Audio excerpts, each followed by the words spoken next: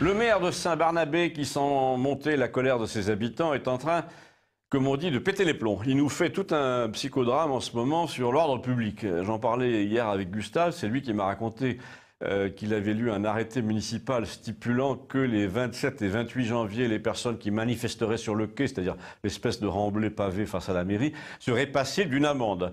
Le ton est monté, paraît-il. Seul le préfet pouvait interdire une manifestation. L'autre a répondu « c'est pas une manifestation, c'est un attroupement qui met en péril l'ordre public ».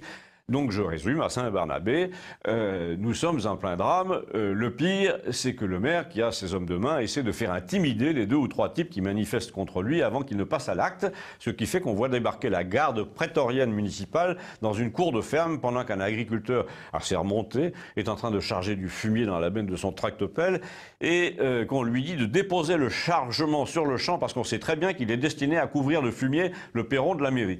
Pas du tout, dit l'agriculteur, j'allais en mettre au champ. Donc c'est la guéguerre et on craint que quelqu'un ne finisse par se faire mal, mais les opposants au maire ne veulent pas lâcher le morceau.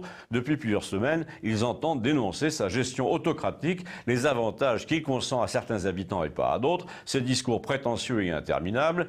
Il y a quand même une sorte de permanence le samedi et le dimanche sur le quai. Naturellement, les gens portent un gilet jaune, d'où le fameux prétexte d'ordre public. Il appelle ça l'ordre républicain, comme si la République était menacée par la mère Ginette et son petit Julien, son fils là qui trône en gilet jaune face à la mairie et qui en profite pour vendre du miel et des fromages.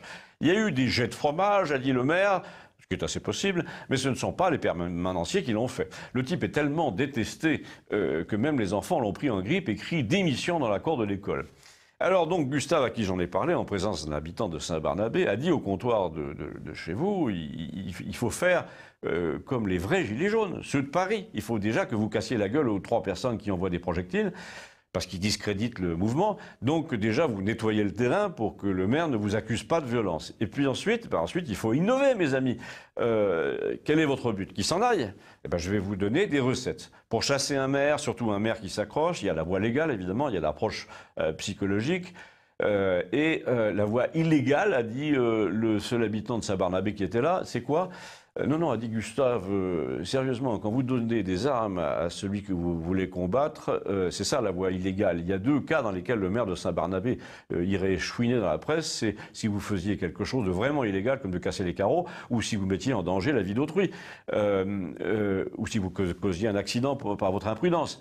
Un autre a dit, mais ils ont essayé de jouer cette carte avec les gilets jaunes. Ça, je ne te le fais pas dire, a dit Gustave. Non, il a dit, vous avez la voie légale, la vraie voie légale, qui est de décider des conseillers municipaux à démissionner les uns après les autres, après quoi le maire n'a plus le quorum nécessaire pour faire voter ses délibérations, ou alors vous avez carrément le chahut anarchiste, pas méchant, mais pas illégal, mais très voyant. Comme quoi, par exemple, on lui dit, et là Gustave s'est souvenu de ses souvenirs de colonies de vacances, il a dit, nous sommes arrivés à mettre un village sans dessus-dessous en peignant juste le flanc d'un seul pneu sur les voitures. Et j'ai envie de suggérer la même chose aux Gilets jaunes de Paris, là, la semaine prochaine. On faisait un cercle à la craie, ou avec du plâtre sur le flanc du pneu. Et si tu dessinais un ovale, même vu de loin, la voiture avait l'air de faire tourner un lasso sur une roue avant, et le propriétaire était un peu ridicule, ça rendait les gens furieux, et pourtant il n'y avait pas de dégradation véritable. Et bien là, vous n'avez qu'à faire pareil.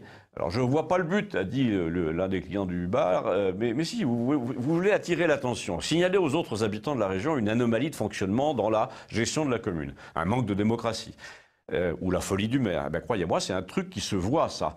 Que les gens prennent en photo, qu'ils filment avec leur téléphone, ces roues avant qui donnent un air bancal aux voitures au feu rouge. En plus, une voiture, par définition, ça va partout. Ça emporte cette mini-propagande à travers le département. Tu les retrouves à Albi, à Rodez.